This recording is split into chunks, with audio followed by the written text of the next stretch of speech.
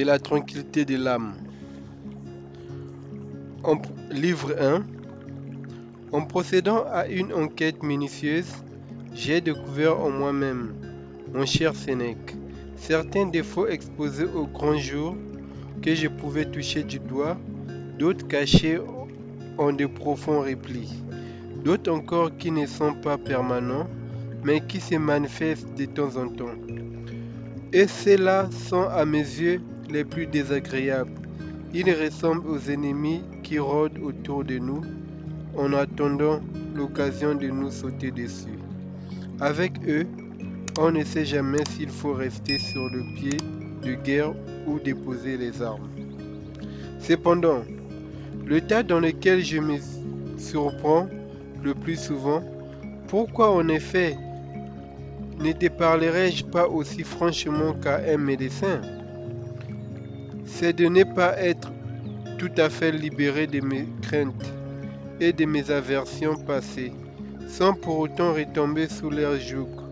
Ma situation n'est certes pas la pire de toutes, mais c'est la plus lamentable et la plus difficile à vivre. Je ne suis ni malade, ni bien portant. Ne va pas dire que toutes les vertus commencent par être faibles et que c'est le temps leur donne fermeté et force. Je n'ignore pas non plus que les avantages qu'on acquiert avec peine pour prier, je veux parler des honneurs, de la gloire oratoire et de toutes les faveurs que nous décernent les hommes, ne prennent que progressivement de l'ampleur nos qualités authentiques, comme celles qui nous permettent de séduire grâce à des ornements illusoires, doivent attendre des années avant que, peu à peu, le temps ne leur donne de l'éclat. Mais moi, je crains que l'habitude qui enracine les choses n'ancre plus profondément en moi le travers dont je viens de parler. Il en est des mots comme des biens, à des forces et de les fréquenter, on finit par les aimer. Cette faiblesse d'une âme qui hésite entre deux parties, ne se décidant nettement ni pour la vertu ni pour le vice, en quoi consiste-t-elle donc? Il me sera plus facile de répondre par une analyse détaillée que par une définition globale. Je vais te décrire ce que je ressens et toi, tu donneras un nom à ma maladie. Je suis profondément attaché à la sobriété, je l'avoue. Ce qui me plaît, ce n'est pas un lit d'apparat. Ce ne sont pas des vêtements qu'on extrait de l'armoire, que l'on écrase sous les poids et d'innombrables instruments de torture.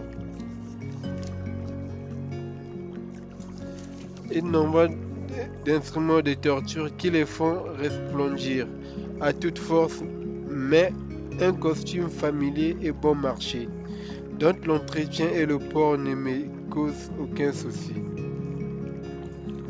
Ce qui me plaît, ce ne sont pas des plats que tout un personnel prépare et surveille, un menu commandé des jours à l'avance auquel s'affairent des centaines de mets, mais une nourriture facile à trouver et à préparer, qui ne nécessite ni recherche ni dépense, que je ne pourrais me procurer n'importe où, légère pour ma bourse comme pour mon estomac, et qui ne ressortira pas par où elle est entrée. Ce qui me plaît, c'est un serviteur sans après, un petit esclave né chez moi, qui ne connaît rien du monde, l'argenterie massive et sans signature qui appartenait à mon paysan de père. Une table qui n'étonne pas par les nuances de son marbre et qui ne soit pas célèbre dans toute la ville pour avoir appartenu à une suite de personnages connus pour leur bon goût, mais bien commode, devant laquelle les yeux des convives n'est pas assez révulsé de plaisir ou à brûler de jalousie. Et quand tout cela m'a procuré bien du plaisir, Voici que mon esprit se laisse éblouir par le faste d'une école de serviteurs, par un personnel recouvert d'or et plus somptueusement vêtu que pour une procession. Bataillon d'esclaves resplendissants, puis par la maison où les matériaux précieux composent jusqu'au sol qu'on foule, et dont le moindre recoin a coûté une fortune, y compris le toit qui brille de mille feux, on fait par toute cette cour vivant dans le sillage de ceux qui mangent leur patrimoine. Et que dire de ces eaux d'une transparence absolue qui courent autour de la salle à manger? Que dire des festins dignes de leur décor? Me voici enveloppé au sortir d'une longue période de frugalité, d'un luxe éclatant dont le tapage fait siffler mes oreilles. Ma vue se trouble, car mes yeux résistent moins bien à ces splendeurs que mon esprit.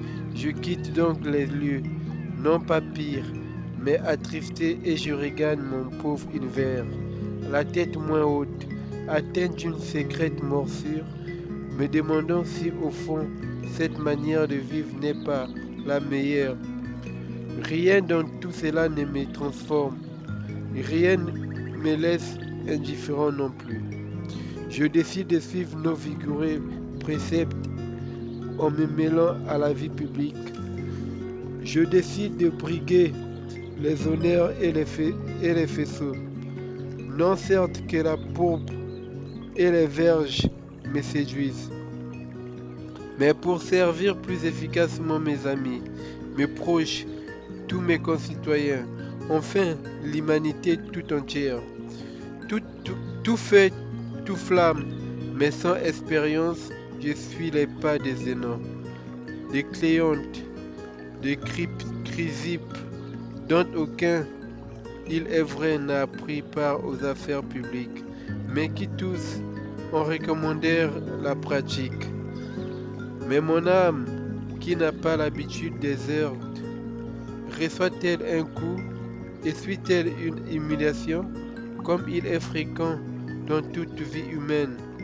Doit-elle faire face à des difficultés ou à des contretemps occasionnés par des affaires sans intérêt? Je me retire aussitôt de la politique, et comme les bêtes malgré leur fatigue, je presse le pas pour rentrer au logis. Je décide alors de m'enfermer entre mes quatre murs. Personne ne me volera une journée, car jamais on ne pourrait me dédommager d'une dépense si importante. Mon âme ne s'attachera qu'à elle-même, elle ne se consacrera qu'à elle-même. Rien ne viendra la divertir, rien ne l'exposera au jugement d'autrui. Elle s'attachera à une tranquillité exempte de tout souci d'ordre public ou privé. Mais qu'une lecture exaltante vienne revigorer mon esprit, que de nobles exemples viennent l'aiguillonner, et l'envie me prend de bondir au forum, de prêter à l'un ma voix, à l'autre mes services, et de tenter d'être utile même si je ne sers à rien, ou bien encore de remettre à sa place publiquement un impertinent à qui la réussite a tourné la tête.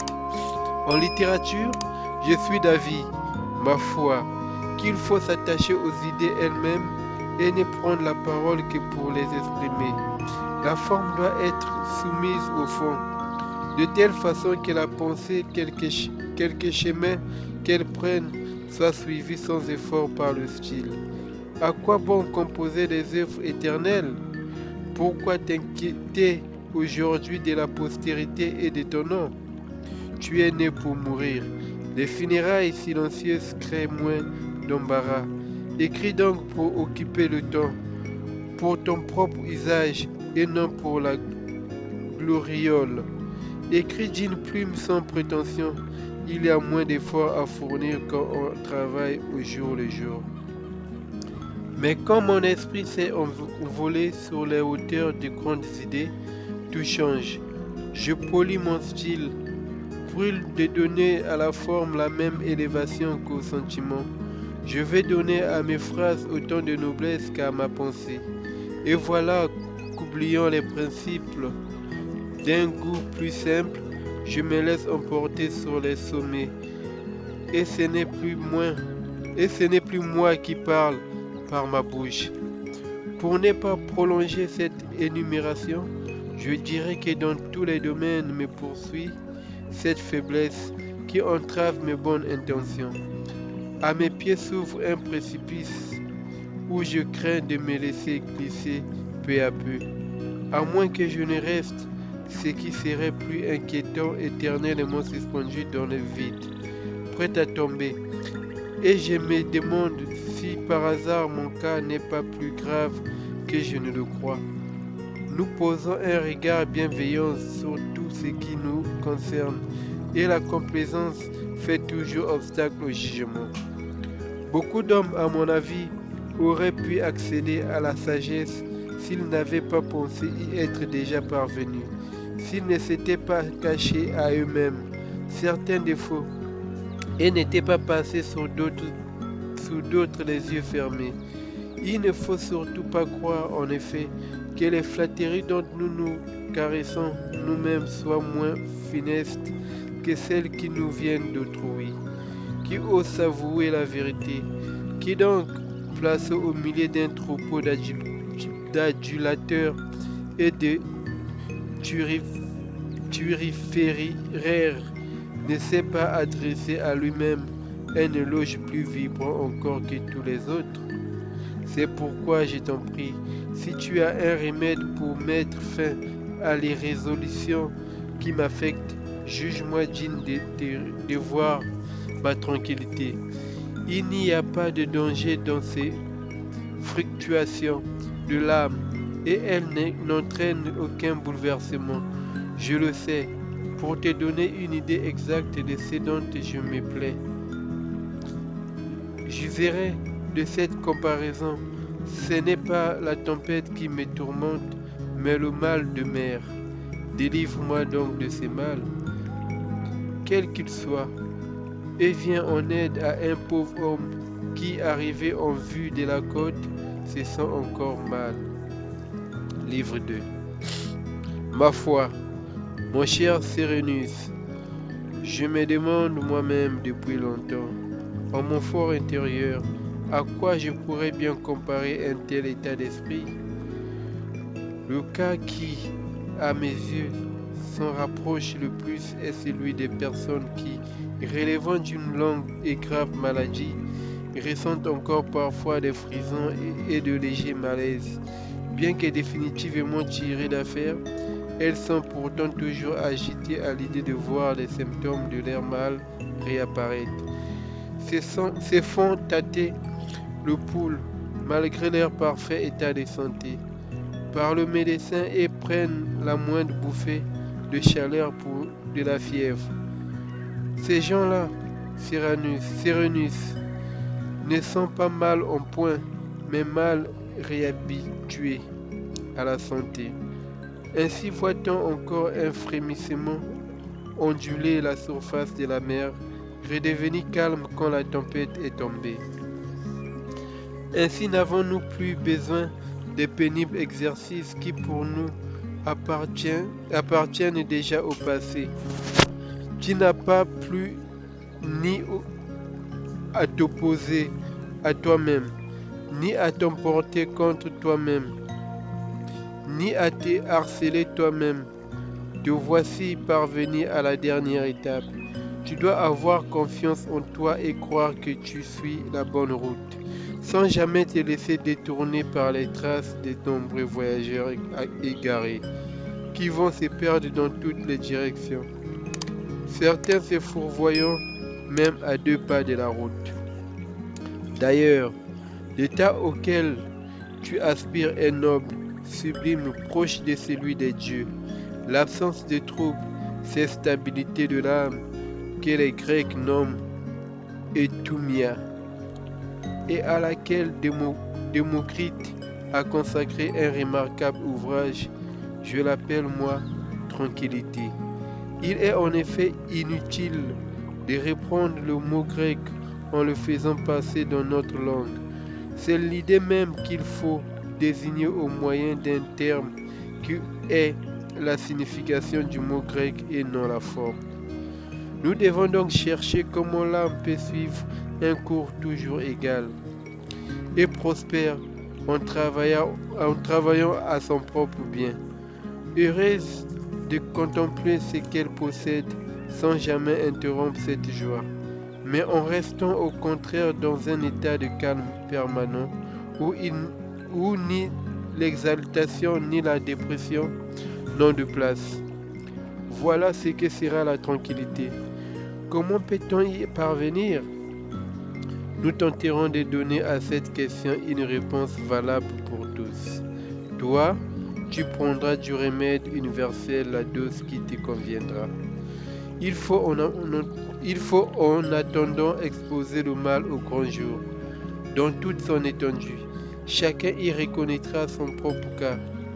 Tu comprendras par là même l'occasion que tu as bien moins de soucis avec les contradictions dont tu te plais, que ceux qui, liés par une profession de foi à l'éclat trompeur et cachant leur souffrance derrière un titre ronflant, continuent de jouer la comédie, moins pour satisfaire à un désir profond que pour sauver leur honneur.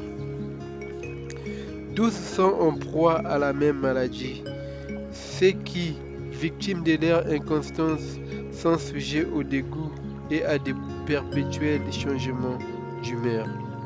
Préférant toujours ceux qu'ils ont abandonnés comme ceux qui restent les bras croisés à balayer aux corneilles. Ajoute ceux qui se tournent et se retournent, tels les insomniaques, essayant l'une après l'autre toutes les positions, jusqu'à ce que l'épuisement leur fasse trouver le repos. En passant continuellement d'un genre de vie à un autre, ils finissent par rester dans celui où les surprend non une subite aversion pour le changement, mais la vieillesse qui répugne aux nouveautés. Ajoute encore ce qui reste en place, non par fermeté d'âme, mais par inertie. Ils ne vivent pas comme ils en ont envie, mais comme ils en ont l'habitude. Si le mal se présente sous une forme chaque fois différente, il mène toujours au même résultat. On est mécontent de soi, ce sentiment naît d'une humeur capricieuse, d'aspiration timide ou inassouvie. On a moins d'audace que de désir ou bien l'on manque son but. Et l'on reste tout entier tendu dans l'espérance.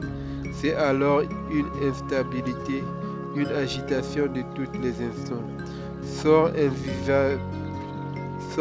inévitable de ceux qui sont assis entre deux chaises. Ils cherchent par tous les moyens à obtenir ce qu'ils souhaitent, en apprenant à passer par des chemins déshonorants et difficiles qu'ils s'imposent pourtant. Et lorsque leur peine n'est pas récompensée, ils sont torturés à l'idée de s'être dégradés pour rien. Car ce n'est pas la perversité, mais l'échec de leur aspiration qui les désole. Alors, les voilà pris par le regret de ce qu'ils ont fait et la crainte de recommencer peu à peu envahie par l'agitation propre à une âme qui ne trouve pas d'issue parce qu'elle ne peut ni commander à ses passions ni les suivre, et par des hésitations qui interdisent à leur vie de prendre son essor et maintiennent leur esprit dans un état de torpeur au milieu des débris de leur aspiration. Tout cela s'aggrave lorsque, écœurés par une si laborieuse infortune, ils se réfugient dans le loisir pour se consacrer à des études solitaires que ne saurait supporter un esprit passionné par la politique et entièrement tendu vers l'action. Naturellement inquiets, qui ne possède guère de ressources pour se consoler lui-même. Aussi, une fois évanoui, les distractions qu'offrent aux hommes très occupés leur activité même, on ne supporte plus sa maison, sa solitude, ses quatre murs, et livré à soi-même, on se regarde à contre-cœur. De la vie vient ce mécontentement, ce dégoût de soi, ce tourbillon emportant une âme instable qui, incapable de supporter son désœuvrement, sombre dans une tristesse maladive, surtout lorsque la honte l'empêche d'en avouer la cause et que la pudeur lui impose de garder secret ses tourments. Enfermé à l'étroit dans une prison sans issue, les passions s'y étouffent elles-mêmes. De là, la tristesse, l'abattement et les mille fluctuations d'une âme hésitante, que l'espoir plonge dans l'incertitude quand il est entrevu, dans le deuil quand il est déçu. De là, cette horreur qu'on éprouve pour son propre désœuvrement, ces gémissements qu'on pousse parce qu'on n'a rien à faire, cette violente jalousie qu'on ressent pour le succès du voisin, car l'inaction qu'on n'a pas souhaité nourrit l'envie, et l'on désire la ruine de tout le monde quand on n'a pas soi-même réussi. Puis, détestant la réussite d'autrui et désespérant de la sienne propre, on en vient à maudire la fortune, à se plaindre des temps modernes, à se retirer dans son coin pour y ruminer son chagrin.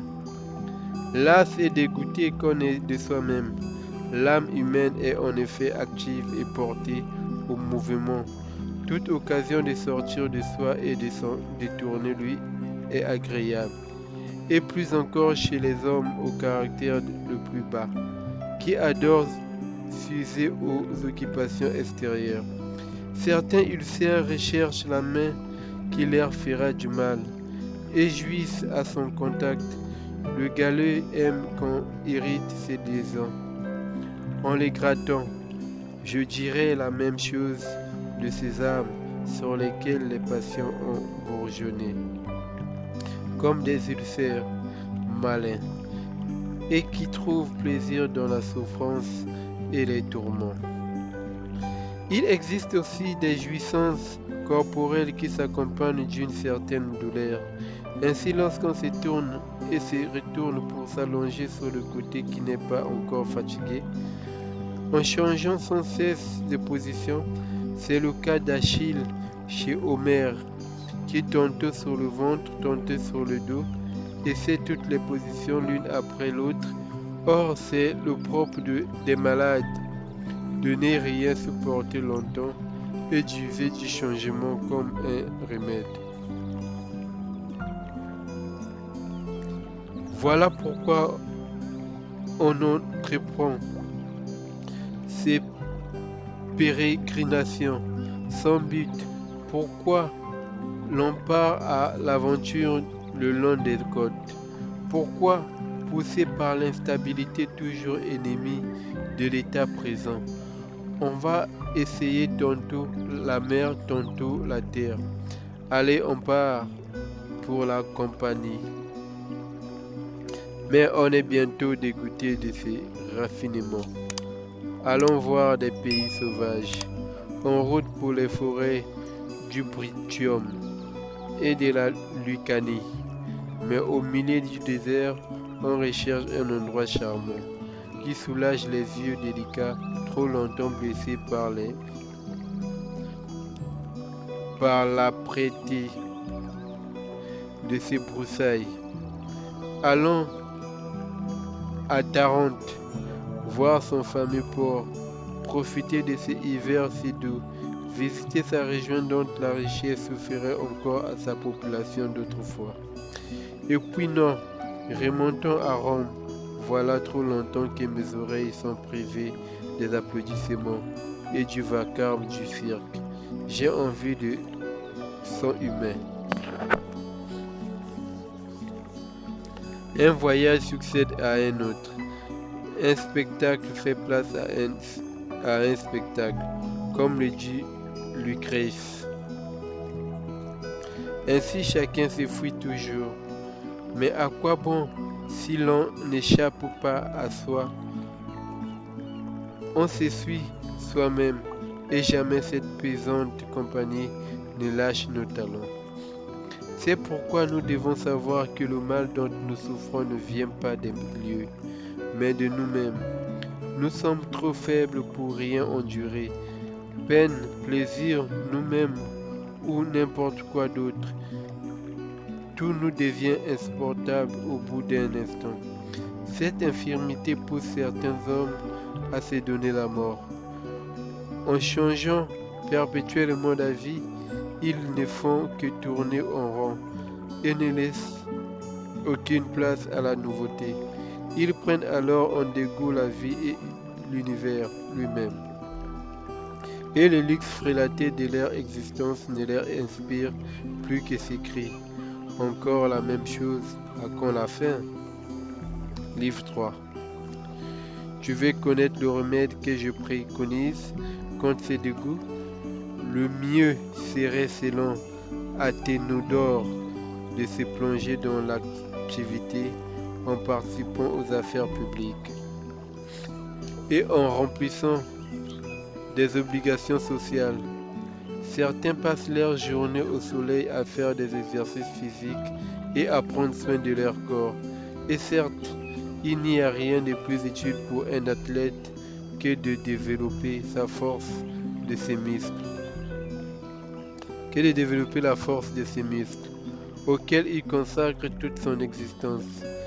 De même pour nous, qui entretenons notre âme en vue des combats de la vie politique, la plus belle occupation est de nous consacrer à notre tâche, car lorsqu'on a pour but de se rendre utile à ses concitoyens et à l'humanité, on ne peut trouver de meilleurs moyens pour s'exercer et progresser que d'entrer de plein pied dans la vie active, en gérant selon ses possibilités les intérêts de la collectivité et des particuliers. Mais, ajoute-t-il, au lieu d'hommes animés d'une si folle ambition, parmi tant de calomniateurs qui salissent les actions les plus droites, l'honnêteté n'est pas en sécurité, et elle doit rencontrer plus d'obstacles que de succès. Aussi faut-il quitter le forum et la vie publique. Cependant, une grande âme trouve même dans la vie privée assez d'espace pour se déployer. Si les lions et les bêtes sauvages perdent leur fougue une fois enfermés dans une cage, il n'en va pas ainsi des hommes qui accomplissent leur plus grande action dans l'ombre. Que cette retraite ne les empêche toutefois pas, quel que soit le lieu où ils cachent leurs loisirs, de rendre service aux individus et à la collectivité.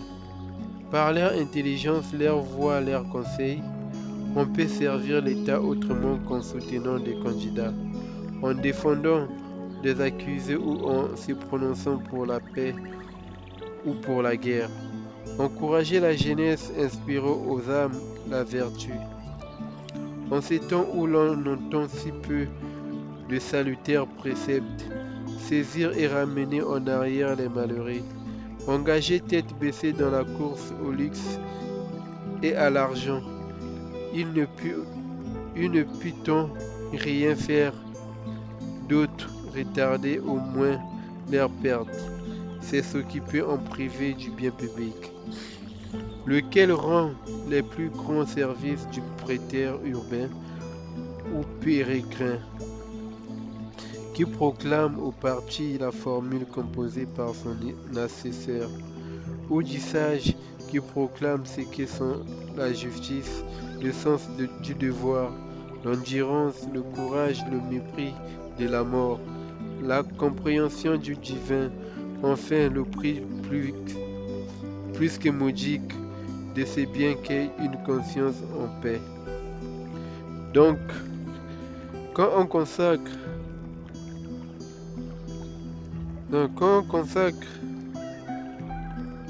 à l'étude de temps qu'on a soustrait aux fonctions publiques, on ne saurait ni déserter ni faillir à sa tâche. Faire la guerre, ce n'est pas seulement participer à la bataille, défendre l'aile droite ou l'aile gauche, mais aussi bien garder les portes ou s'occuper un poste certes moins périlleux, mais non pas de tout repos, comme monter la garde de nuit ou surveiller le magasin d'armes. De tels offices, s'ils ne font pas couler le sang, comptent néanmoins parmi les obligations militaires.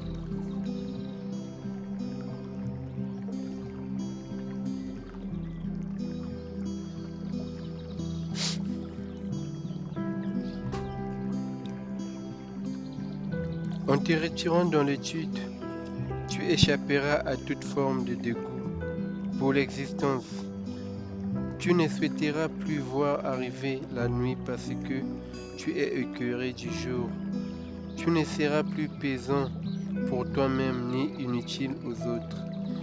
Tu t'attireras de nombreuses amitiés et tous les hommes de bien s'empresseront de venir vers toi.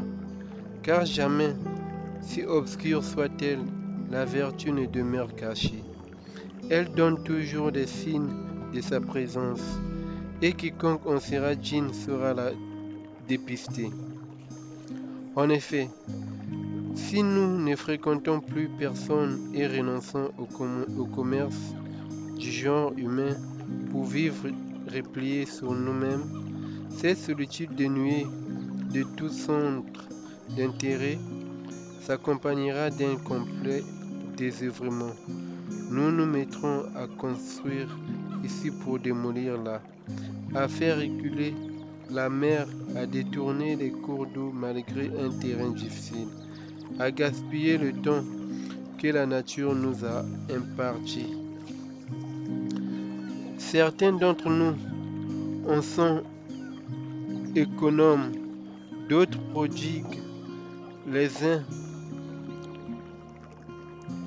le dépassent de manière à pouvoir rendre des comptes. Les autres n'en gardent pas une miette, ce qui constitue la honte suprême. Souvent, un vieillard très âgé ne peut produire, comme preuve de la longue vie qu'il a eue, que son seul âge. Pourquoi moi, mon cher Cérénus, je crois qu'Athénodore s'est trop plié aux circonstances et qu'il a trop vite battu en retraite.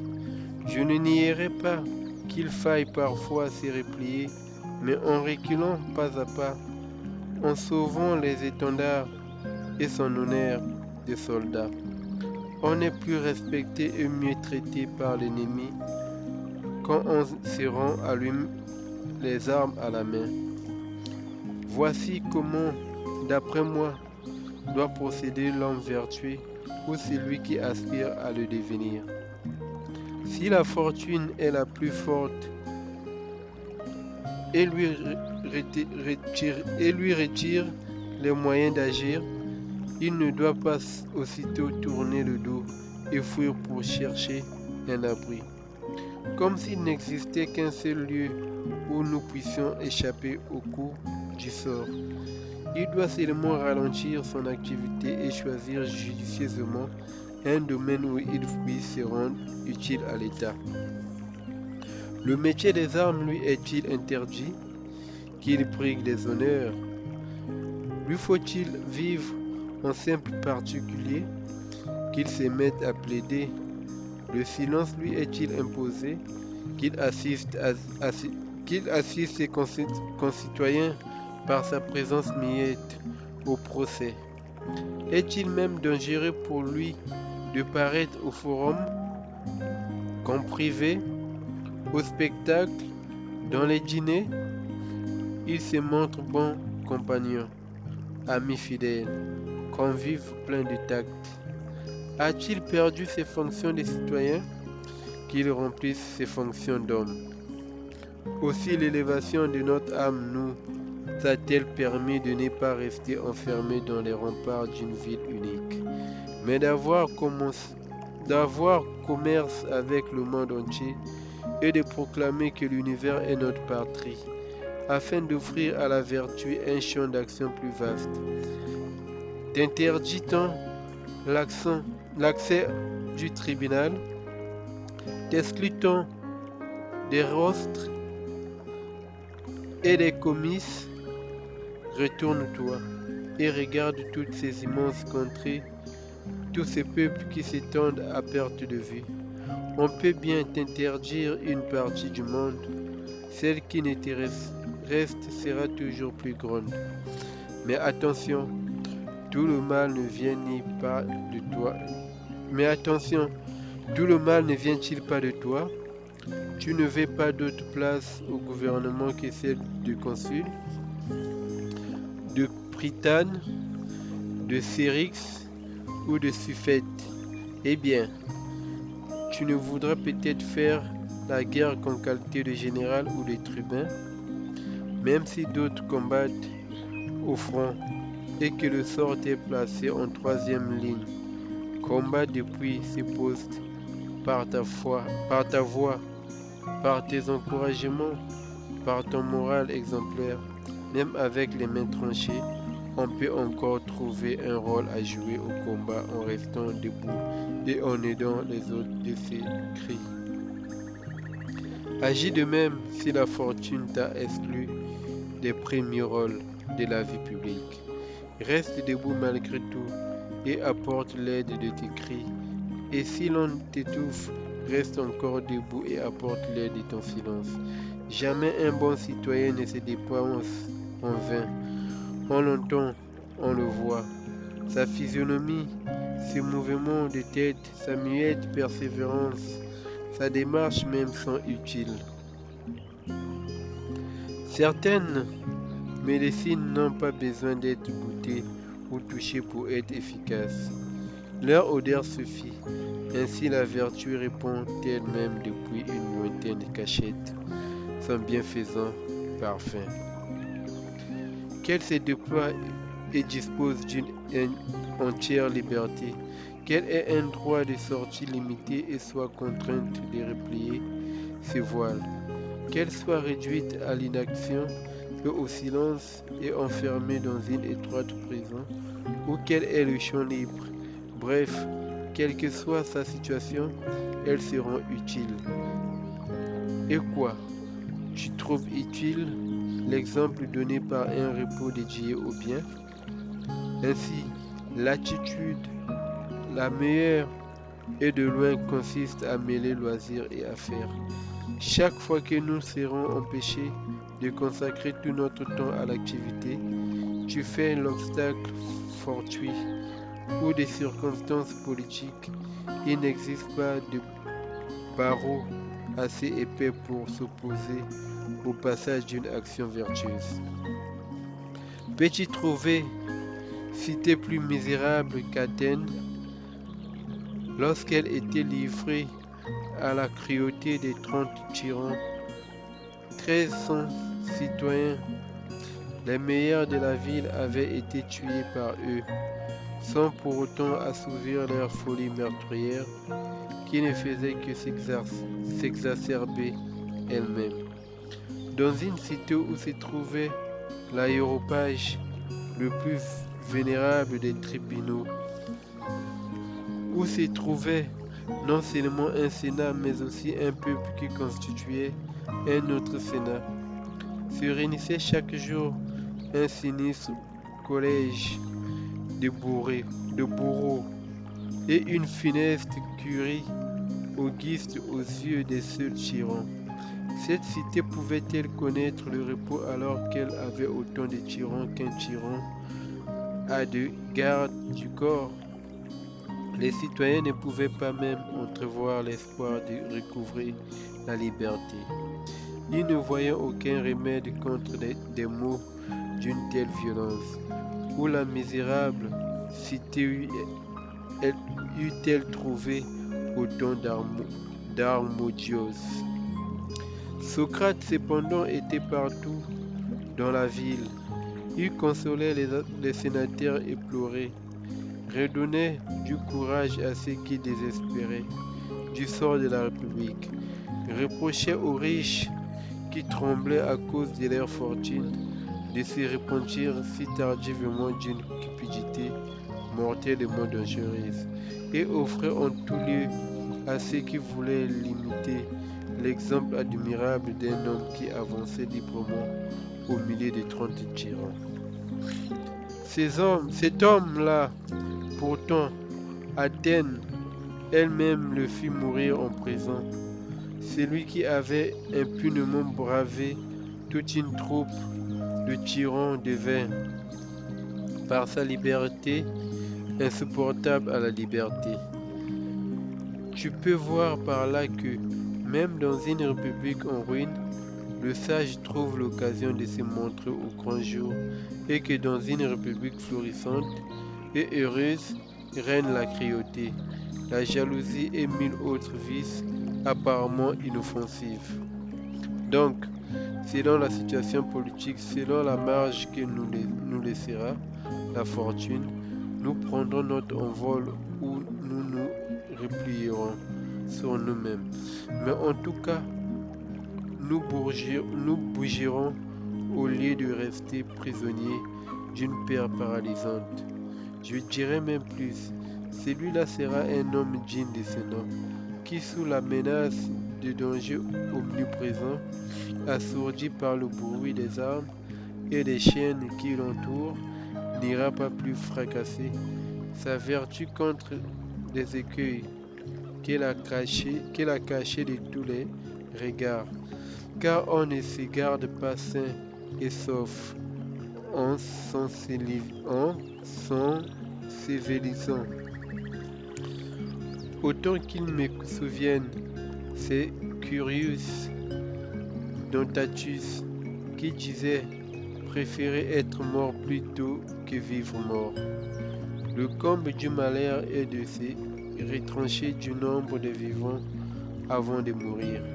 Mais voici ce qu'il faudra faire si l'on doit affronter une époque d'orage politique, donner une part plus importante aux loisirs et à l'étude, tout comme dans une traversée périleuse, faire de fréquentes escales, et ne pas attendre que les affaires nous donnent congé, mais les quitter nous-mêmes. Livre 6. Nous devons nous considérer d'abord nous-mêmes, puis les affaires que nous entreprenons, ensuite les hommes pour qui et avec qui nous travaillons. Avant tout, il est nécessaire de s'évaluer soi-même, car généralement nous surestimons nos capacités. L'un s'effronde pour avoir présumé de son talent oratoire, l'autre impose à son patrimoine des dépenses trop lourdes pour lui. Un autre encore exige de son corps chétif des efforts excessifs. Certains sont trop réservés pour réussir en politique, où il faut de l'aplomb. D'autres ont une fierté qui ne peut convenir à la vie de cour. D'autres ne peuvent maîtriser leur colère et au moindre mouvement d'humeur, ils ne savent plus ce qu'ils disent. D'autres ne peuvent s'empêcher de faire de l'esprit en se livrant à de dangereuses plaisanteries. Pour tous ces gens-là, mieux vaut le repos que la vie active. Une nature fière et rétive doit éviter tout ce qui peut exciter une indépendance aux conséquences fâcheuses. Il faut examiner si tu es naturellement plus apte à l'action ou à la vie retirée, qui réclame l'étude et la réflexion philosophique. et te laisser aller du côté où tu portes ton talent personnel. Isocrate entraîna de force effort loin du forum, convaincu qu'il rendait plus de services en écrivant des ouvrages d'histoire. Un talent forcé ne répond jamais à l'attente. Lutter contre sa nature, c'est se donner une peine inutile. On convient ensuite d'évaluer la tâche même que nous entreprenons et de mesurer nos forces par rapport à nos ambitions. On doit toujours être plus fort que le travail auquel on s'attaque. À vouloir soulever un fardeau trop lourd pour soi, on ne peut qu'être écrasé. Il y a aussi des affaires peu importantes, mais qui en contiennent beaucoup d'autres en germe avec leur cortège de tracas. Il faut les fuir également, car elles engendrent une foule d'occupations dont on ne voit pas la fin. Il ne faut pas s'engager non plus dans une affaire dont on ne pourrait plus sortir. Ne mettons la main qu'à celle dont nous savons, ou du moins dont nous espérons pouvoir venir à bout. Laissons celles qui prennent de l'ampleur à mesure qu'on y travaille et ne s'arrêtent pas au terme qu'on leur avait fixé. Il faut de toute façon choisir judicieusement les hommes qui bénéficient de notre activité. Mérite-t-il que nous leur consacrons une partie de notre vie? Le sacrifice de notre temps les touchera-t-il? Certains en effet vont jusqu'à estimer que nous avons gagné à leur rendre service. Athénodore déclare qu'il n'irait même pas dîner chez un homme qui n'estimerait pas lui en être redevable. Tu imagines bien, je pense qu'il serait encore moins aller chez ceux qui paient les services de leurs amis par un repas, qui comptent chaque plat ou un présent comme s'ils faisaient honneur à autrui, en satisfaisant leur propre gloutonnerie. Ôte leurs témoins et spectateurs, une orgie solitaire n'aura aucun charme pour eux. Livre 7. Toutefois, rien ne saurait autant plaire à l'âme qu'une amitié tendre et fidèle. Quel bonheur de trouver un cœur au fond duquel un secret quel qu'il soit reste en sécurité, un confident plus sûr encore que soi-même, un compagnon dont les paroles adoucissent nos soucis, dont les avis nous tirent d'embarras, dont la gaieté dissipe notre tristesse, dont la vie est déjà un plaisir. Cet ami, évidemment, nous le choisirons aussi exempt de patient que possible. Le vice rompt saute sur qui l'approche et son contact est contagieux. Dans une épidémie, il faut nous garder d'approcher des personnes atteintes par la maladie et brûlantes de fièvre, car nous risquerons d'attraper leur mal et d'être contaminés par leur seule haleine. De même, quand nous procéderons au choix d'un ami, nous veillerons à ce qu'il soit le moins corrompu possible. Mêler les biens portants aux malades, c'est permettre au mal de se propager. Je ne te prescrirai pas non plus de ne rechercher que l'amitié du sage. Où trouverais-tu cet homme que nous cherchons depuis tant de siècles? Le meilleur sera le moins mauvais.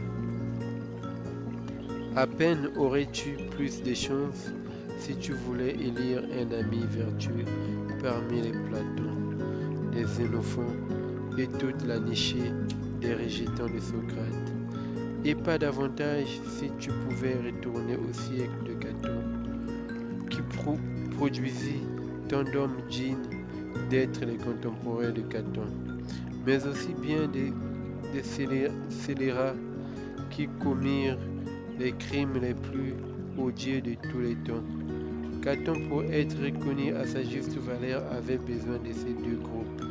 Il lui fallait à la fois les gens de bien pour se mesurer à leur aune, et les méchants pour éprouver sa force contre eux.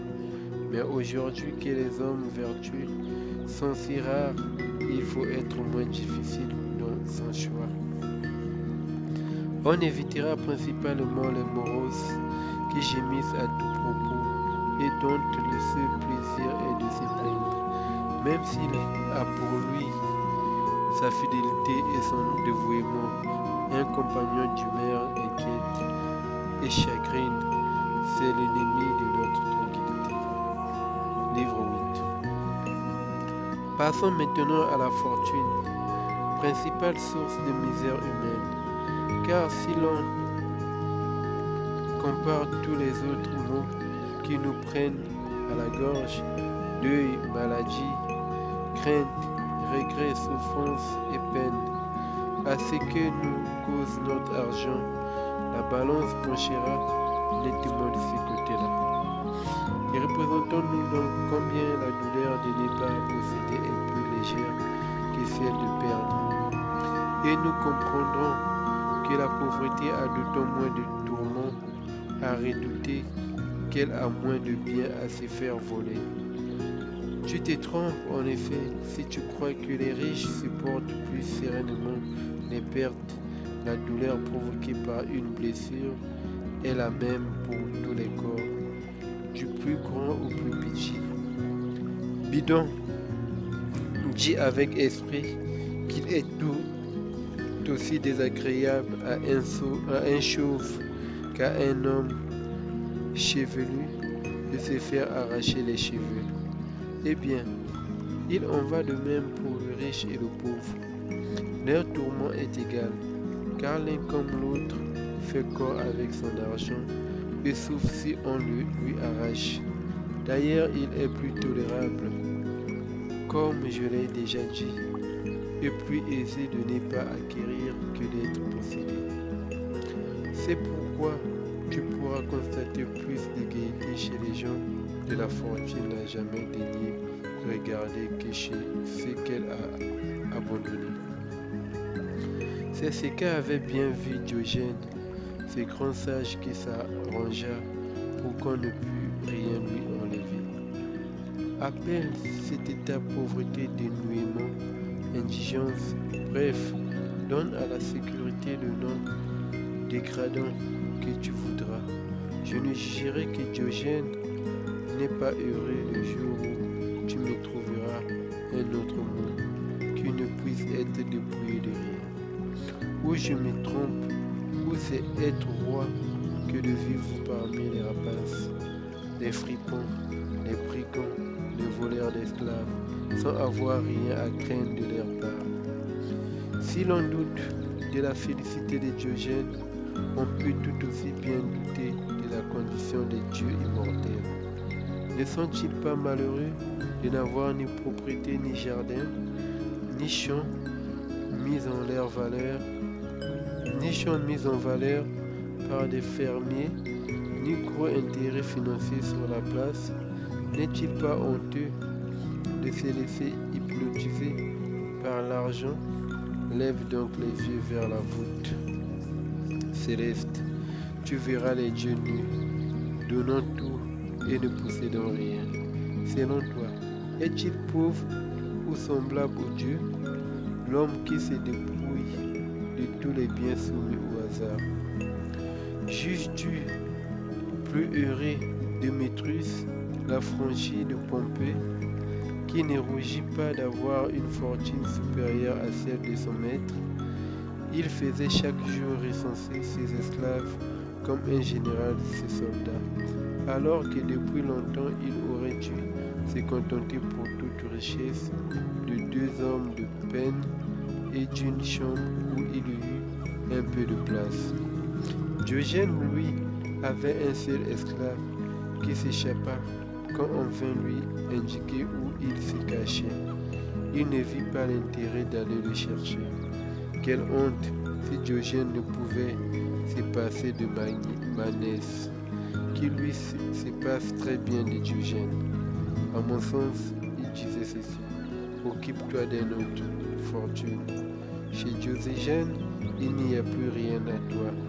Mon esclave s'est enfui, ou plutôt, c'est moi qui suis devenu un homme libre. Avoir des domestiques, c'est devoir les habiller et les nourrir. Il faut veiller sur leur ventre, des temps d'animaux affamés, leur acheter des vêtements, surveiller toutes ces mains rapaces, utiliser les services des gens qui n'obéissent qu'en pleurant et en nous maudissant. Comme on n'est plus heureux quand on a d'obligation envers personne, sinon envers celui à qui l'on peut dire non, sans difficulté soi-même. Mais puisque nous n'avons pas autant de force, restreignons du moins notre fortune afin d'être moins soumis aux injures du sort. Au combat, les soldats à qui leur petite taille permet de se blottir derrière leur bouclier sont mieux lotis que ceux qui le débordent et qui, du fait de leur corpulence, sont exposés de toutes parts aux blessures. La meilleure mesure en matière d'argent, c'est de ne pas tomber dans la pauvreté et de ne pas s'en éloigner non plus. Livre 9. Mais cette proportion ne pourra nous convenir que si nous avons d'abord appris à aimer l'économie, sans laquelle les richesses sont toujours soit insuffisantes, soit excessives. D'autant plus que le remède est à portée de la main et que la pauvreté même avec l'aide de la simplicité peut se transformer en richesse. Habituons-nous à ne rien sacrifier au paraître et à évaluer les choses non d'après leur décoration, mais d'après leur utilité. Mangeons pour calmer notre faim, vivons pour étancher notre soif et assouvissons nos désirs charnels en nous limitant au nécessaire. Apprenons à marcher sur nos propres jambes, à nous nourrir et à nous habiller non pas selon la mode, mais selon les coutumes que nous ont transmises nos ancêtres.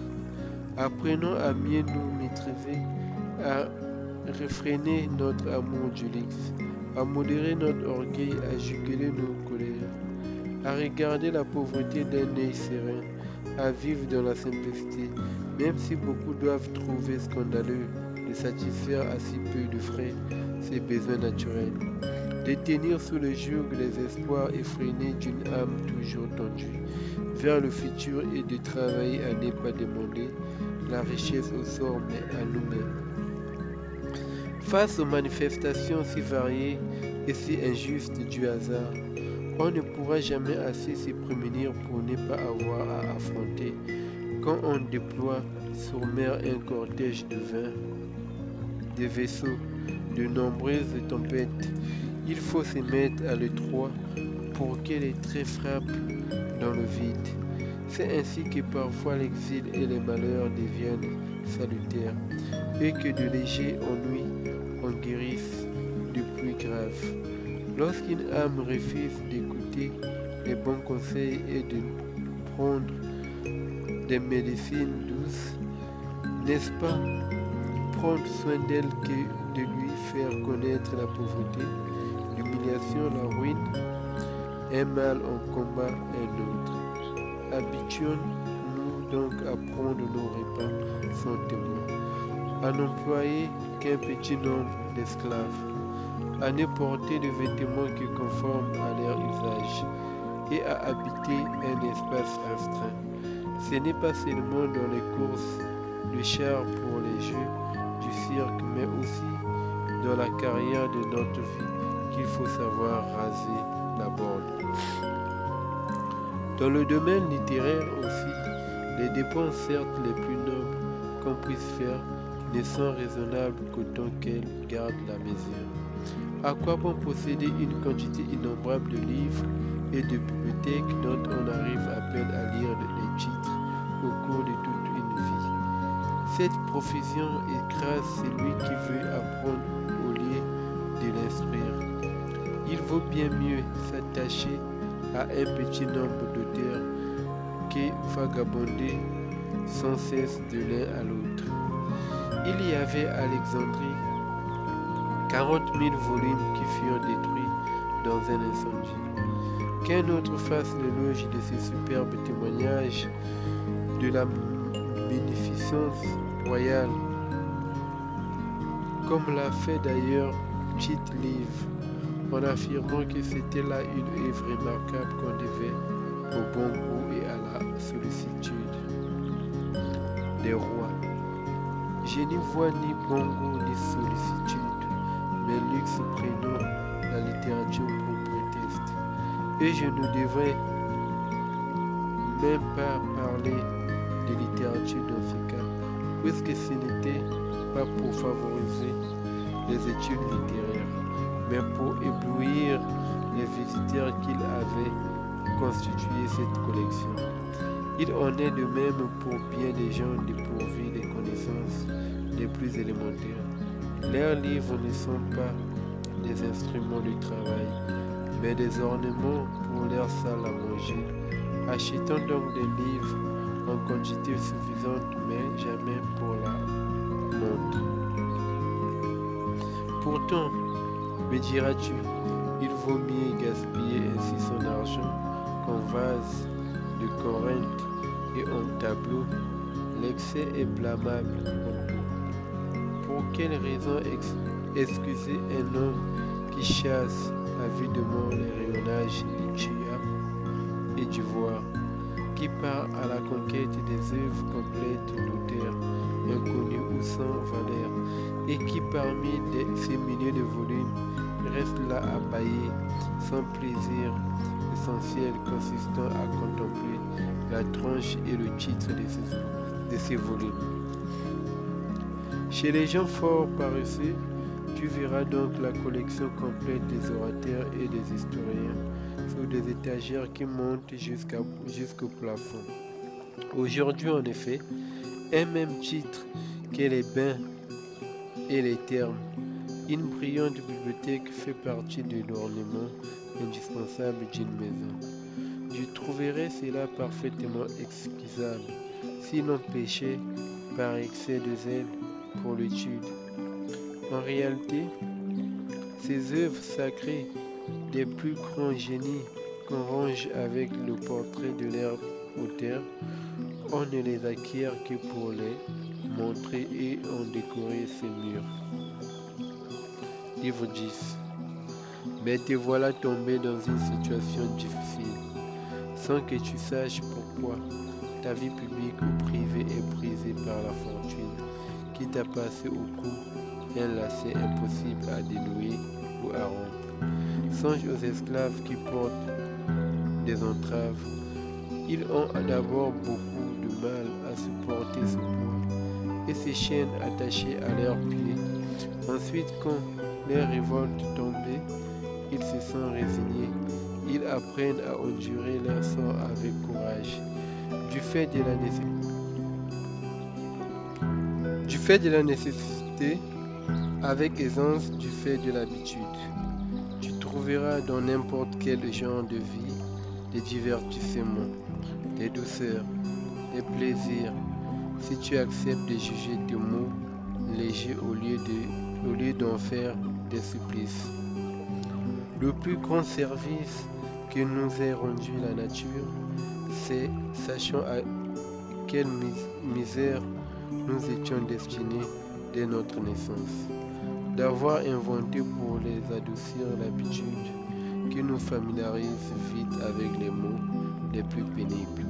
Personne ne pourrait tenir si le malheur gardait au fil du temps la même violence qu'au jour du premier choc. Nous sommes liés à la fortune tout autant que notre somme. Pour les uns, la chaîne est en or et lâche. Pour les autres, elle est courte et le métal vil. mais qu'importe, l'humanité entière partage la même prison. Et les geôliers sont aussi prisonniers, à moins que d'après toi, la chaîne ne soit moins pénible quand on la porte au bras gauche. Celui-ci, ce sont les honneurs qui les enchaînent. C'est autre, ce sont les richesses. Certains sont écrasés par le poids de leur notoriété, d'autres par celui de leur obscurité. Telle courbe la tête sous la domination d'autrui, telle sous la sienne propre. L'un est assigné à résidence parce qu'il est exilé, l'autre parce qu'il remplit un sacerdoce. Toute vie est un esclave. Il faut donc se faire à sa condition, s'en plaindre le moins possible et saisir tous les avantages qu'elle peut offrir. Il n'est pas de situation si cruelle qu'une âme en paix ne puisse y trouver quelque douceur. Les espaces exigus s'ouvrent souvent à des usages multiples. Grâce à l'habileté de l'architecte, le moindre mètre carré devient habitable. Grâce à une organisation ingénieuse, face aux difficultés, il faut faire appel à la raison. Ce qui était dur peut s'assouplir, ce qui était étroit peut s'élargir, et les poids peuvent s'alléger quand on sait adroitement les porter.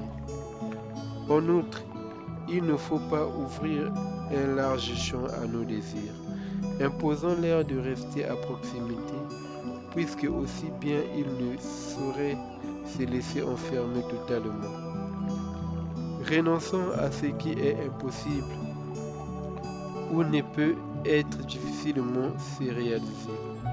Ne recherchons que ce qui est à notre portée et sourit à nos espoirs, en sachant néanmoins que tous ces biens sont également frivoles, tout différents vus du dehors, tout aussi vains au fond.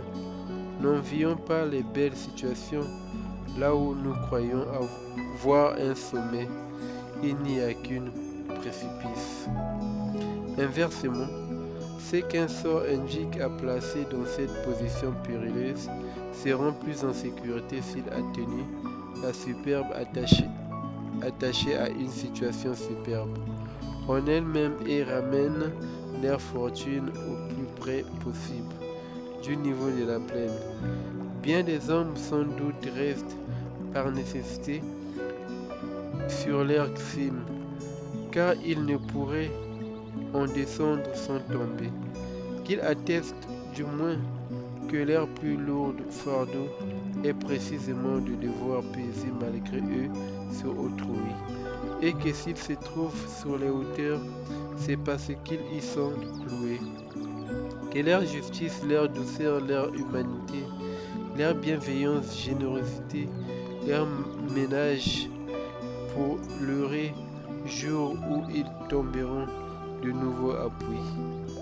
Donc la perspective leur permettra de regarder avec moins d'angoisse l'abîme qui s'ouvre à leurs pieds. Rien cependant ne préservera autant notre âme des orages que de fixer toujours une limite à notre progression, et de ne pas laisser la fortune y mettre fin selon son bon plaisir. En nous arrêtant de nous-mêmes bien avant la chute, de cette manière, si quelques désirs viennent encore nous faire sentir l'air aiguillant, ils seront du moins limités et ne pourront pas nous projeter sur des routes à l'issue incertaine. Livre 11.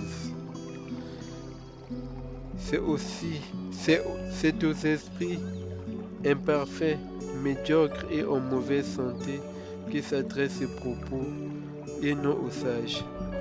Lui n'a pas à marcher d'un pas timide et hésitant. Sa confiance en lui-même est telle qu'il n'hésite pas à aller au-devant de la fortune, et que jamais il ne et jamais il ne cédera face à elle.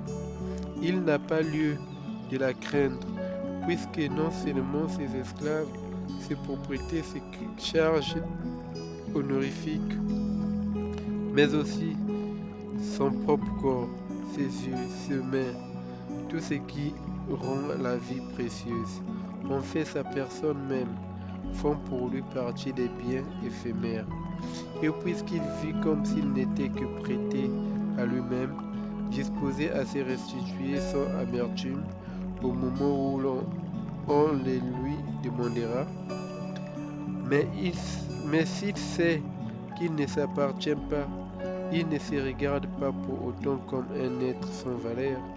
Il agira au contraire en toute occasion avec autant de soin, autant de prudence qu'un homme scrupuleux et intègre lorsqu'il veille sur un objet qu'on lui a confié. Et à l'heure où il recevra l'ordre de rendre ses dépôts, il ne se plaindra pas auprès de la fortune, mais lui dira plutôt: je te rends grâce des biens que j'ai eus en possession pendant tout ce temps. Cela m'a coûté cher de les entretenir, mais puisque tu l'ordonnes, les voici. Je te les remets avec reconnaissance et de bon cœur. Si tu veux me laisser encore un peu de bien, si tu veux me laisser encore de tes biens, je le garderai. Si tu en décides autrement, prends mon argenterie, ma fortune, ma maison, mes domestiques. Je te les rends, ils sont à toi. Que la nature, notre premier créancier, nous assigne en paiement, et nous lui dirons à elle aussi: reprends cette âme. Elle est meilleure qu'au jour où tu me l'avais donnée.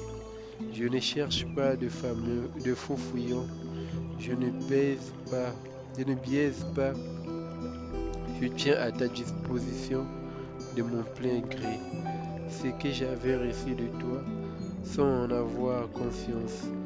Emporte-le. Qu'y a-t-il de pénible à retourner d'où l'on vient, ou vit mal si l'on ne sait pas bien mourir? Qu'y a-t-il de pénible à retourner d'où l'on vient? On vit mal si l'on ne sait pas bien mourir.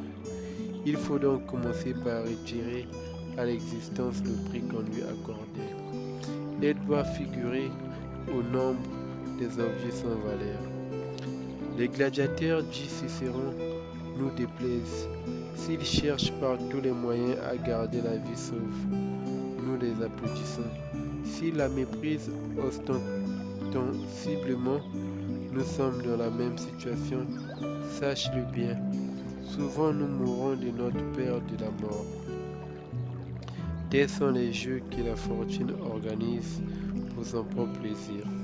Pourquoi, déclare-t-elle, t'épargnerai-je, misérable et tremblante créature? Pour n'avoir pas su tendre la gorge, tu n'en seras que plus criblé de coups et de blessures. Toi, au contraire, tu vivras plus longtemps et mourras plus facilement pour avoir affronté le fer sans te détourner ni cacher ton visage. Derrière tes mains, mais la tête haute. Qui craindra la mort n'agira jamais en homme vivant, mais qui saura qu'à l'instant même de sa conception, la mort était son destin vivra selon cet arrêt. Et grâce à cette même force d'âme, ne se laissera jamais surprendre par un événement soudain. En se préparant à tous les accidents possibles, comme s'ils étaient inévitables, il amortira les chocs de tous les malheurs. Les coups du sort n'étonnent jamais les hommes qui s'y sont préparés et attendent leur venue. Ils n'écrasent que ceux qui voyaient tout en rose à l'intérieur de leur cocon. Que vienne la maladie, la captivité, que ma maison s'écroule ou brûle, rien de tout cela ne peut me prendre à l'improviste. Je savais que la résidence où m'avait enfermé la nature était soumise à bien des secousses. Que de fois dans mon voisinage ai-je entendu les cris de douleur. Que de fois ai-je vu passer devant ma porte les torches et les flambeaux qui précédaient le convoi funéraire d'un enfant. Souvent arrêtant-tu tout près de moi, le fracas d'une maison qui s'écroulait. Tant de gens que j'avais vus le matin au forum ou au Sénat, avec qui j'avais discuté, furent enlevés dans la nuit. Tant de fois le nœud formé par les mains jointes de deux amis fut rompu, et je m'étonnerais d'être un jour atteint par ces périls qui de tout temps ont rôdé autour de moi. La plupart des hommes, au moment de s'embarquer, ne songent pas à la tempête. Je ne rougirai jamais de citer un mauvais auteur quand cela peut être utile. Publius, au talent plus vigoureux que celui des comiques et des tragiques, chaque fois qu'il a renoncé aux niaiseries du mime et aux mots destinés au poulailler, parmi beaucoup d'autres pensées plus fortes que celles qu'on peut entendre aussi bien chez les personnages à fortune que chez les acteurs qui jouent devant le siparium. Dit ceci: ce qui peut arriver à l'un peut arriver à n'importe qui d'autre. Si nous nous mettons cette vérité en tête et qu'au spectacle de tous les mots qui chaque jour s'abattent sur autrui, nous songeons que rien ne les empêche de nous atteindre, aussi nous serons armés largement à temps pour faire face à l'attaque. Il est bien tard, une fois le danger arrivé, pour s'entraîner à lui faire face. Mais je ne pensais pas que cela m'arriverait. Aurais-tu jamais pu croire que cela m'arriverait? Et pourquoi pas? Quelles sont les richesses que la misère, la faim, la mendicité ne poursuivent pas comme leur ombre? Quelle est la magistrature dont la pourpre, le bâton augural, la chaussure du praticien ne soient accompagnés d'humiliation, de condamnation infligée par le censeur, de mille flétrissures et de tout le mépris possible? Quel est le pouvoir absolu qui ne soit destiné à s'écrouler, à être foulé aux pieds, à tomber sous le joug d'un nouveau tyran ou d'un bourreau? Il ne faut pas longtemps pour passer d'un état à un autre. En l'espace d'une heure, on glisse du trône aux genoux d'un vainqueur. Sache donc que toute condition est réversible et que tout malheur s'abattant sur un autre peut s'abattre sur toi-même. Tu es riche, as-tu plus de fortune que Pompée? Et pourtant, lorsque Caligula, parent de veille, souche mais hôte d'un genre nouveau, lui ouvert la demeure de César, pour fermer la sienne, il manqua de pain et d'eau, alors qu'il possédait tant de fleuves qui traversaient ses domaines depuis la source jusqu'à l'embouchure. Il en fit réduire à mendier quelques gouttes. Il mourut de faim et de soif dans le palais de son parent, tandis que son héritier, au lieu de lui donner de quoi manger, lui préparait des funérailles publiques. Tu as exercé les plus hautes fonctions, aussi hautes, aussi inespérées, aussi étendues que celles de ces gens. Le jour où le Sénat l'avait ramené triomphalement chez lui, le peuple mit en pièces. De cet homme que les dieux et les humains avaient comblé de toutes les faveurs imaginables, il ne resta pas la moindre parcelle que de bourreau put traîner jusqu'aux gémonies. Tu es roi, je ne te renverrai pas à l'exemple de Crésus, qui, condamné à monter sur son bûcher, vit s'en éteindre la flamme. survivant ainsi non seulement à sa toute-puissance, mais aussi à sa propre mort, ni à celui de Jugurtha, qui la même année fit trembler le peuple de Rome, puis lui fit offert un spectacle. Quand à Ptolémée, roi d'Afrique, et à Mithridate, roi d'Arménie, nous les vîmes tous les deux entre les gardes de Caligula. L'un fut envoyé en exil, l'autre y souhaitait qu'on respectât mieux la sentence qu'il y envoyait. Face à de tels bouleversements dans lesquels tout se retrouve sens dessous, si tu ne regardes pas tout ce qui peut arriver comme devant arriver, en effet, tu donnes à l'adversité contre toi des armes que tu brises au contraire, si c'est toi qui la vois d'abord. Livre 12. Vient immédiatement après cet autre impératif, éviter de dépenser sa peine sur des objets superflus, de manière superflue, autrement dit, de convoiter ce qui est hors de notre portée, ou bien de réaliser certaines ambitions, pour s'apercevoir ensuite est trop tard, après avoir beaucoup souillé de leur vanité. Bref, ne nous donnons pas de mal pour rien et sans résultat, ou pour un résultat indigne de nos efforts, car généralement nous tombons dans la mélancolie lorsque le succès n'est pas arrivé ou bien nous donne matière à rougir. Il faut s'interdire cette frénésie dont sont la proie la plupart des hommes, qu'on voit hanter les réceptions privées, les théâtres, les réunions publiques, en offrant leurs services aux autres. Ils ont toujours l'air très occupés. Mais si, voyons l'un d'eux sortir de chez lui, tu vas lui demander « Et toi, où vas-tu? Qu'as-tu en tête ?» Il te répondra « Ma foi, je ne sais pas, mais je verrai des gens, je ferai quelque chose. » Ils vont à droite et à gauche, sans but, en quête d'affaires, et ils n'agissent pas selon leurs desseins, mais selon les occasions qui se présentent.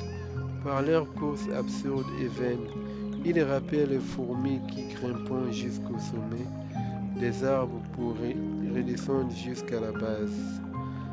S'agitant pour rien, la plupart des hommes mènent une vie semblable à la leur, qu'on pourrait à juste titre qualifier de torpeur turbulente. Certains te feront pitié, on croirait qu'ils courent à un incendie, tant ils bousculent tout ce qu'ils croisent, tant ils se hâtent et forcent les autres à se hâter.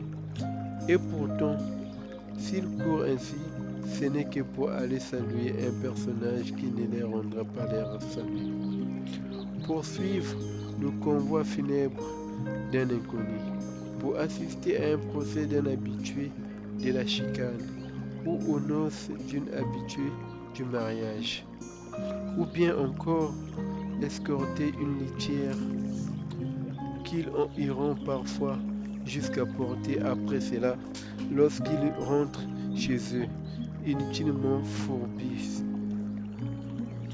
Ils jurent ne pas savoir eux-mêmes pourquoi ils sont sortis ni où ils sont allés, et le lendemain ils reprendront le même chemin d'errance.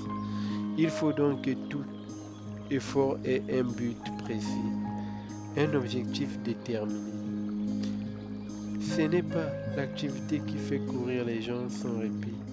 S'ils s'agitent, c'est que, comme les fous, ils sont en proie à des hallucinations, car même les fous sont poussés par un espoir lorsqu'ils se mettent en mouvement. Ils sont attirés par des visions dont leur esprit dérangé ne peut discerner le néant. Même chose pour chacun de ceux qui ne sortent que pour grossir la foule. De vaines et futiles raisons leur font faire le tour de la ville. Quoique n'ayant rien à faire, on se propulse dans la rue dès l'aube. Et quand après s'être heurté inutilement à de nombreuses portes, on a réussi à saluer les huissiers, on a beau avoir été rejeté et de partout, la personne qu'on a encore le plus de mal à trouver chez elle, c'est soi-même. Ce mal a pour corollaire le plus funeste des vices, celui de laisser partout traîner son oreille pour s'informer de tout, nouvelles publiques ou secrets, et de connaître une foule de potins qu'on ne saurait ni raconter ni écouter sans courir de risque. Livre 13. C'est à cette idée, je pense, que se range Démocrite lorsqu'il commence en ces termes: qui voudra vivre dans la tranquillité ne devra pas se donner beaucoup d'occupations publiques ou privées. Il fait évidemment référence aux occupations superflues, car lorsqu'elles sont nécessaires, on doit s'en donner non seulement beaucoup, mais un nombre infini. Quand, en revanche, aucune des obligations habituelles à un citoyen ne nous appelle, il nous faut restreindre notre activité. Accumuler les occupations, en effet, c'est donner sans cesse prise à la fortune sur nous. Le plus sûr est de la tenter rarement, mais d'y penser toujours sans jamais lui accorder notre confiance. Je ferai cette traversée s'il ne m'arrive rien d'ici là. Je serai élu prêteur si rien ne m'en empêche. Cette affaire sera un succès si rien ne vient en travers de nos chemins. Voilà pourquoi nous affirmons que rien ne peut arriver aux sages contre son attente. Nous ne soustrayons pas aux vicissitudes qui touchent les hommes, mais aux erreurs dont ils sont victimes. Tout ce qui lui arrive répond non pas à ses désirs, mais à ses prévisions. Et la première de ces prévisions, c'est qu'un accident peut s'opposer à ses desseins. Or, de toute évidence, on souffre moins vivement de la frustration qu'un désir quand on ne s'est pas promis une réussite assurée. Livre 14. Nous devons également nous montrer souples en ne nous accrochant pas à tout prix aux résolutions que nous avons prises et en nous pliant à celles que le sort prend pour nous, sans redouter les changements de projetés ou de situations, pourvu que ce ne soit pas la frivolité, ennemi juré du repos, qui nous y pousse. En effet, si l'obstination s'accompagne fatalement d'anxiété et de souffrance, puisque la fortune lui arrache sans cesse quelque chose, la frivolité est beaucoup plus pénible encore, car elle ne peut jamais se tenir à un point fixe. La tranquillité est tout autant menacée par l'incapacité à rien changer que par l'incapacité à rien supporter. Il faut de toute façon que notre âme s'éloigne des biens extérieurs pour revenir à elle-même, n'avoir confiance qu'en soi, ne trouver de plaisir qu'en soi, ne faire cas de ses biens propres en s'éclatant le plus possible de ceux d'autrui, ne se consacrer qu'à soi, ne pas se laisser affecter par les pertes matérielles et même regarder l'adversité sous un angle favorable. Quand notre Zénon apprit que tous ses biens avaient été engloutis dans un naufrage, il se borna à dire ceci: la fortune veut que je me consacre plus librement à la philosophie. Un tyran menaçait de mort le philosophe Théodore et même de le laisser sans sépulture. Tu peux, lui dit-il, t'offrir ses plaisirs. C'est quelques décilitres de sang en ton pouvoir, mais pour ce qui est de ma sépulture, tu es bien sot. Si tu crois qu'il m'importe de couvrir sur la terre ou en dessous. Julius Canus, un homme qui compte parmi les plus grands et qu'on peut admirer bien qu'il soit né dans notre siècle, avait eu une longue discussion avec Caligula. Alors qu'il prenait congé, le nouveau Phalaris lui lança: « Ne te flatte pas d'un fol espoir, j'ai ordonné ton exécution. Je t'en rends grâce, excellent prince, répondit l'autre. Qu'avait-il en tête? Je ne le sais trop. J'aurais beaucoup d'interprétations à proposer. Voulut-il être insultant et montrer toute la cruauté de ces reines, sous lesquelles la mort devenait un bienfait? Reprocha-t-il ainsi au prince sa folie quotidienne, qui obligeait à le remercier, c'est dont il faisait tuer les enfants et confisquer les biens? Ou bien a-t-il accueilli la mort de bonne grâce comme une délivrance? Quoi qu'il en soit, sa réponse était celle d'une grande âme. On dira, après cela, Caligula pouvait nous laisser la vie sauve. Canus n'avait rien à craindre de ses côtés.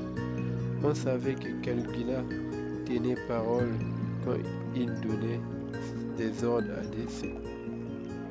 de ce genre.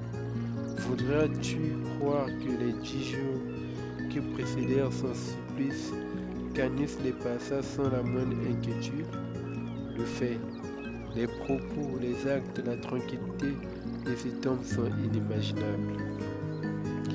Il jouait aux échecs lorsque les centurions qui traînaient derrière lui la troupe des condamnés à mort lui donna l'ordre de se lever à son tour et de le suivre. Il compta ses pions et dit à son adversaire: « Attention, ne va pas prétendre après ma mort que c'est toi qui as gagné. » Puis il fit signe au centurion et lui glissa: « Tu seras témoin. J'avais un pion d'avance. » Crois-tu que Canus jouait sur ses échiquiers? Non, il s'est joué du tyran. Ses amis s'affligeaient à l'idée de perdre un tel homme. Pourquoi vous attristez, leur dit-il? Vous vous demandez si l'âme est immortelle? Moi je vais le savoir. Et il ne cessa jusqu'à son tout dernier instant de chercher la vérité et de prendre la mort comme sujet d'étude. Son philosophe l'accompagnait, et comme déjà l'on approchait la terre où chaque jour avait lieu un sacrifice en honneur de César notre Dieu, il demanda à Canus: « À quoi songes-tu? Quel est ton état d'esprit? » « J'ai le projet, répondit celui-ci, d'observer cependant ces moments où, bref, qu'un éclaire mon âme sans qu'elle part. Et il promit, s'il faisait quelques découvertes, de revenir parmi ses amis et de leur révéler quelle était la condition de l'âme. Voilà un bel exemple de tranquillité au beau milieu de la tempête. Voilà un esprit digne de l'éternité qui attend de sa propre mort qu'elle lui montre la vérité, qui, arrivé à la dernière marche, interroge son âme en train de s'échapper, qui non seulement jusqu'à sa mort, mais aussi dans sa mort même trouve matière à apprendre. Jamais personne n'a davantage prolongé l'activité philosophique. Ne quittons pas trop vite ces grands tombes, qu'il ne faut citer qu'avec respect nous transmettrons ton souvenir à la postérité. Illustre héros, glorieux exemple parmi toutes les victimes de Caligula. Mais, livre 15. Mais, rien ne sert de s'être débarrassé des causes de tristesse personnelle. Quelquefois, en effet, c'est le dégoût du genre humain qui nous envahit à l'idée de tous ces crimes qui réussissent à leur hauteur. Quand on songe à quel point la droiture est rare et l'intégrité bien cachée, quand on se dit que la loyauté ne se rencontre guère que lorsqu'elle est intéressée, que la débauche recueille des profits aussi détestables que ses pertes, que l'ambition politique, incapable de rester dans ses limites, va jusqu'à trouver son éclat dans la honte. Alors l'âme s'enfonce dans la nuit, et devant les ruines des vertus qu'il est aussi impossible d'espérer, trouver qu'inutile de posséder, on se sent envahir par les ténèbres. Ainsi, devons-nous prendre l'habitude de ne pas nous indigner de tous les vices de la foule, mais d'en rire et d'imiter Démocrite plutôt qu'Hermaclite. Celui-ci ne pouvait sortir en ville sans pleurer, celui-là sans rire. L'un ne voyait dans nos actes que misère, l'autre que sottise. Il faut donc ramener les choses à leur juste proportion et les supporter avec bonheur humain. Il est d'ailleurs plus conforme à la nature humaine de rire de la vie que d'en pleurer. Et puis, on mérite mieux du genre humain en riant de lui qu'en gémissant sur son sort. Dans un cas, on laisse au moins place à l'espoir, alors que dans l'autre, on pleure stupidement sur les travers qu'on désespère de corriger. Et tout compte fait, il a plus de grandeur d'âme à ne pas retenir son rire qu'à laisser couler ses larmes, puisque ainsi l'on n'est affecté que d'une très légère émotion, et qu'on n'estime rien de grand, rien d'important, rien de misérable même dans toute cette parade humaine. Que chacun de nous se représente successivement toutes les causes de sa tristesse ou de sa joie, et il comprendra que Bion avait raison de dire ceci: les hommes dans leur affaire ressemblent fort à ce qu'ils étaient à leur début. Leur vie n'est pas plus vénérable ni plus importante que celle du fugitif qu'ils étaient. Il vaut mieux accepter avec calme les mœurs communes et les vices humains sans se laisser aller au rire ni aux larmes, car se mettre au supplice pour les maux qui touchent autrui, c'est se destiner au malheur éternel, et s'en divertir, c'est s'adonner à un plaisir inhumain. C'est faire preuve d'une compassion inutile. C'est faire preuve d'une compassion inutile que de pleurer quand un père enterre son fils, en prenant le masque de la douleur. De même, dans nos malheurs personnels, il nous faut donner à la souffrance que ce qu'exige la nature et non l'usage. La plupart des hommes ne versent des larmes que pour la galerie. Dès qu'il n'y a plus personne pour les regarder, leurs yeux sont secs.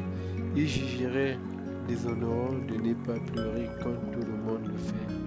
Oui, le souci du qu'en dira-t-on est un mal si profondément ancré en nous que le sentiment le plus naturel de tous. La douleur devient lui aussi une grimace. Livre 16. Vient ensuite une source de tristesse et d'inquiétude, aussi fréquente que justifiée, quand on voit des hommes de bien finir mal. Socrate, contraint de mourir en prison, Rutilius de vivre en exil. Pompée et Cicéron tendre le cou au glaive de leurs clients. Et notre grand Caton, image vivante de la vertu, en se jetant sur son épée, révélait à quelle extrémité lui-même et la République en étaient arrivés. Comment ne pas se tourmenter à l'idée que la fortune récompense si mal le mérite, et qu'espérer pour soi-même qu'on voit les meilleurs subir les pires traitements. Mais quoi? Vois comment chacun de ces hommes a subi son destin. S'ils ont été courageux, regrette-les en faisant preuve d'un courage égal au leur. Si sont morts lâchement comme des fémelettes, cette mort n'est pas une perte. Ou leur vertu est digne de ton admiration, ou leur lâcheté indigne de tes regrets. Quelle honte en effet, si en affrontant bravement la mort, ces hommes exemplaires ne pouvaient faire de nous que des poltrons. Louons donc celui qui mérite tant d'éloges et disons-lui: quel homme vaillant, quel homme heureux, tu es maintenant à l'abri de tous les coups du sort. De l'envie de la maladie, j'y ai sorti de prison. Les dieux n'étant pas cru dignes d'une mauvaise fortune, mais au contraire indignes de rester exposés aux traits du destin. Quant à ceux qui veulent se dérober et qui au moment même de mourir se retournent vers la vie, il faut les pousser de force. Je ne pleurerai ni celui qui meurt en riant, ni celui qui meurt en pleurant. Le premier a lui-même déjà séché mes larmes. Le second, par ses propres larmes, sera indigne des miennes. Pleurerai-je Hercule parce qu'il est brûlé vif, Régulus parce qu'il est transpercé de tous ses clous, ou Caton parce qu'il trouve lui-même ses blessures? Tous ces héros, au prix du sacrifice d'un instant, ont su gagner l'éternité. La mort leur a donné l'immortalité. Livre du 7. Il y a encore une autre cause de tourment, et elle n'est pas sans importance. C'est le soin inquiet que l'on met à se composer une apparence, sans jamais laisser voir qui l'on est vraiment. Telle est la vie de beaucoup de gens. Dissimulation, parade permanente. C'est une torture que cette continuelle observation de soi et cette crainte d'être surpris sans le déguisement que l'on porte habituellement. Et jamais nous ne sommes délivrés de ces soucis. Dès lors que nous voyons dans chaque regard qui se porte sur nous un jugement, car 1000 incidents nous mettent à nu malgré nous, et à supposer qu'on réussisse à ne jamais se laisser aller à temps, pour autant une vie agréable et sans inquiétude, quand on la passe sous un masque. En revanche, quel plaisir d'être tout simplement soi-même, sans user d'ornements, sans violer la nature. Un tel mode de vie nous expose pourtant au risque d'être méprisé. Si l'on s'ouvre de tout le monde, il y a des gens qui regardent avec dégoût ce qui leur est accessible. Mais la vertu court-elle le risque de se dévaloriser en s'offrant au regard? Et puis, il vaut mieux être méprisé pour sa franchise que torturé par la dissimulation qu'on impose à tout instant. Il convient néanmoins de garder la mesure.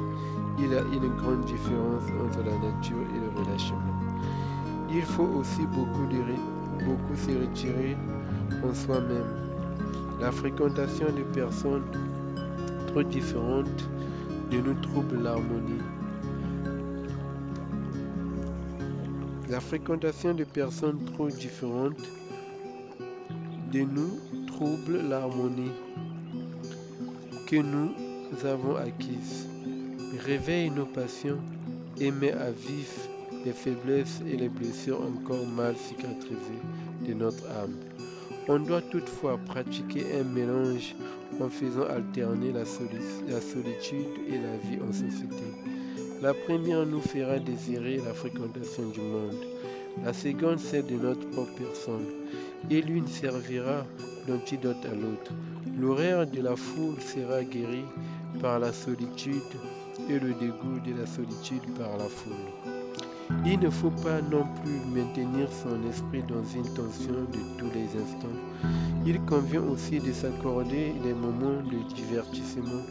Socrate ne rougissait pas de jouer avec des jeunes enfants. Qu'a-t-on trouvé dans le vin un moyen de se délasser des soucis de la vie politique? Scipion lui mouvait en cadence son corps de guerrier